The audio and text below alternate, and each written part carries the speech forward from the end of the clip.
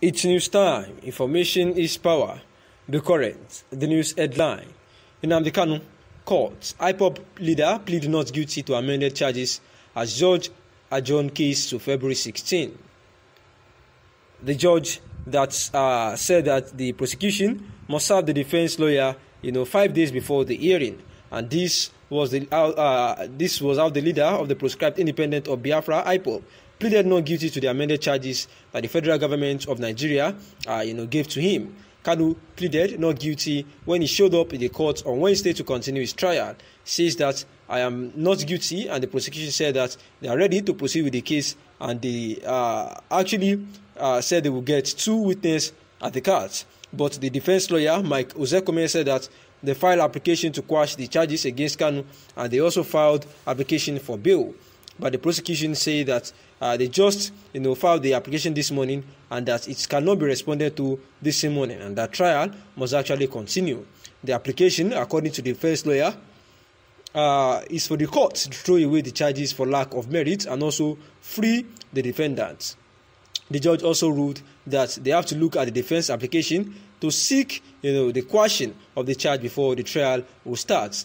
Earlier on, the prosecution lawyer defended the reason why Kanu chose to wear the same clothes that the judge said that he should not put on, and the defense lawyer said that this was because the time they finished the proceedings, they could not pass over the clothes to Mazi Kanu because it was not a visiting day, and therefore the judge had actually said they yet do not want to see Mazi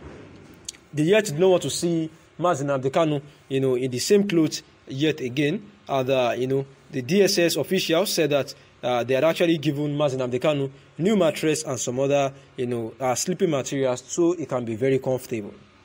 Regardless of how good your intentions might be, no matter how hard you try, you can't please everyone. Sad how some people have decided to be so toxic on the government, no matter the pro-people's policies, or Shiomole wrote on Twitter. Meanwhile, the Igbo socio-cultural group One is Indigo has demanded a political solution to be deployed in resolving the matter of the detained leader of the indigenous people of Biafra, IPOB, Nnamdi Kanu.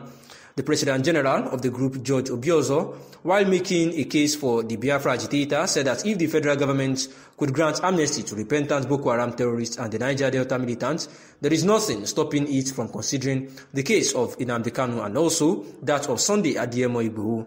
Speaking on Thursday during an interview on Channels Television, Obiozo argued that the Igbo people are not at war with the rest of Nigerians, urging that President Muhammadu Buhari needs to reconsider his stand not to release the detained IPOB leader.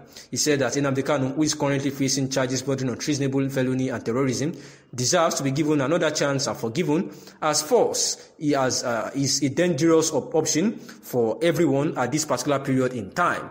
And that is one of the reasons why the former national chairman of the All Progressive Congress, APC, that is Comrade Adams Oshiomhole, had actually spoken to defend President Muhammadu Buhari in this case, saying that he is actually doing his very best, and that those people that are criticizing, most of his regime are people that have always found pleasure in being toxic about the federal government of Nigeria. Muhammadu Buhari was seen as the nemesis of corrupt politicians, and that image, which could not help him during previous electoral attempts, was capitalized on by the Southwest media to burnish and garnish a political reputation against an admittedly helplessly godless and hapless leadership of Goodluck Jonathan.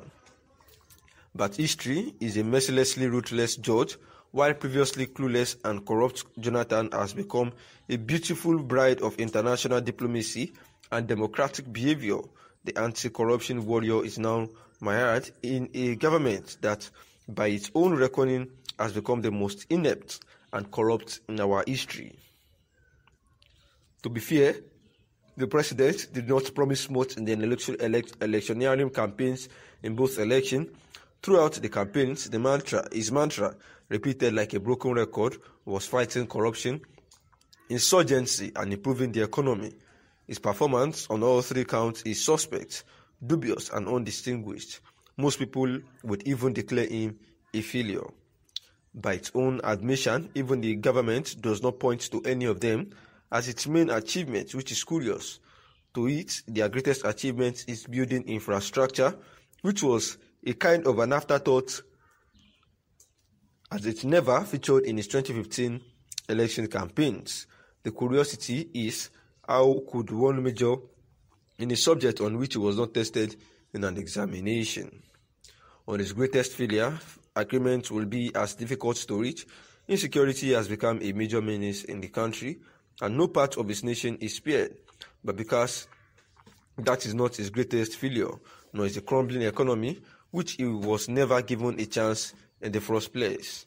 It has never been this bad since the war, and although President Muhammadu Buhari was elected to deal with the problem of insurgency in the northeast, his regime was added the nefarious activities of herdsmen and now bandits, who have not only made life brutally short and unbearable for most rural communities, especially farmers who have abandoned their farms, which has led to the threat of food scarcity and hunger in the country.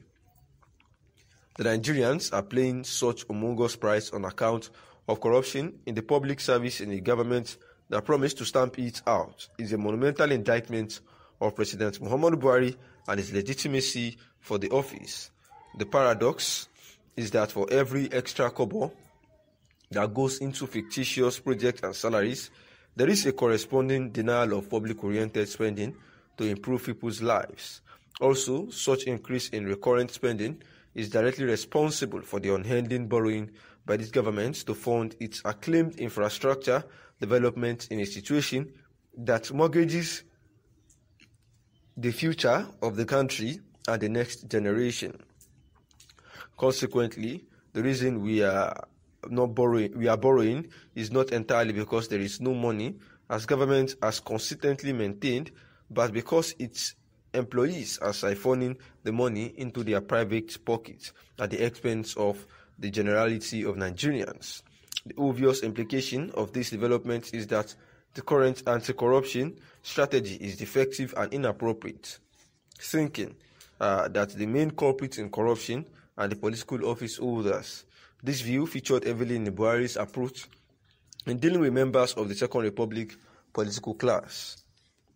But it is simply untenable because the political class does not have accounting powers, which belongs to the career civil servants. So it is financially impossible for the politicians to steal money from government coffers without the active involvement and collusion of the bureaucrats themselves. Also, for a minister or commissioner to steal a dime, the bureaucrat must be involved. Entire budgets of the country through the manners of expenditure. They also prepare the budget. Therefore, we have to revise and change the approach and train searchlight more on the public servants to actually get to the root of the matter. And also, focusing on the few political office holders is a way